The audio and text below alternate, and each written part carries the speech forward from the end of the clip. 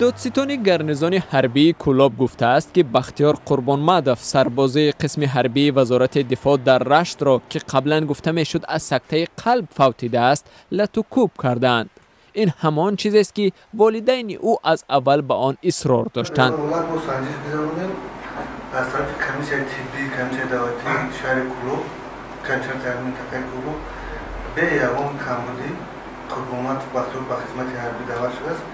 در دوره همین زیست و شهر کولاب یوم بار حتی با بیمارخانه مراجعه نکرد. یوم بیماری جلی وای تصدیق نیافت. هنگامی 4 روز بعد از خدمتش بنابر مثبت و غیر قانونی و میزنن اونجا اودیسه دچار میگیرد که اودیسه روی پوش کردن و بعد اصلا سرپرکتور یا شکار کنشیدی بودن و دو افسر و یک سرباز وزارت دفاع محکوم شدند و از 2 تا 14 ساله حکم گرفتند. جسد بختیار قربانمدف ساکن 22 ساله شهر کولاب را روز 19 اپریل بعد 5 روز خدمت سربازی به خانه اشان آوردند. این دانشجوی فاکولته اقتصادی دانشگاه دولتی کولاب در موسم امساله بهاری دعوت به ارتش داوطلبانه به خدمت رفت و دوران سربازی را در قسم نظامی 02011 وزارت دفاع در رشت آغاز کرد. یا نه بردن امشب ساعت 10 شب تلفن کرد قطعی مادرش گپ زده که من غرم دایم. این پنجم روز بود. پنجم روز خدمتش بود. ساعت 10 تلفن کرد که من غرم در خدمت کردم باشه غم نخور.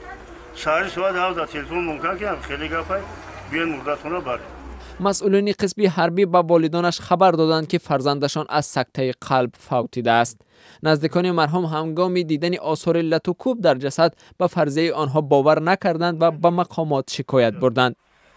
همون حالتی که اومدن همیشه ما با شرایط گفتم زدگی در حقیقت زدگی بدهیم باشه با درجه زدگی که فوتبال کاگه گردنو سیاه پشتو سیاه اینای دست راستش بود چپش بود فراموش کرد دست راست این همیشه با همیشه دختاگه استوانو دست بروماگی بود همین باشه استوانو دست بروماگی بود استوانو پاسی کلا نتاری دست میموندی خیلی دست میرفت چیلی کد میرفت.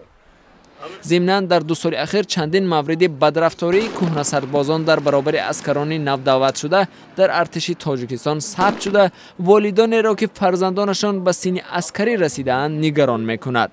همین کار قاپیدن یکاش با کلا گرفتگی سرجانت تابور گرفتگی یا سرجانتی دمبل با کلا گرفتگی توقع هم این کار کنه میتونه این بسیاری زایگی کوئی نشیدن نگفتن اما با شخص همش با کلا گفت که ما زدم زورواری نشون دادم خودشون در پیشی از کارو برتری نشون زدم یک تا زدم غلطی نفس گرفت. اگرچه مقامات نظامی بخش از این پرونده ها را تا دادگاه برده مجرمان را به سالهای طولانی حبس کردند و صحبت‌های تربیوی را با عسکران به راه ماندند، اما فعالان حقوق بشر ریشه‌کن شدن پدیده مهترسالاری یا دیدافشین را کار سخت می‌دانند.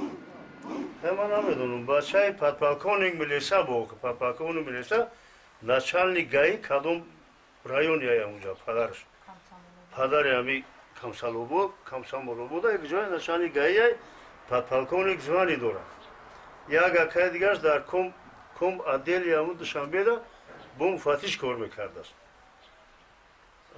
ای کارکنی میلیسا بود زمانی پادپالکونیک خیلی قتیل خیلی ما یکم بار میبینیم چوی خیلی نمیدونم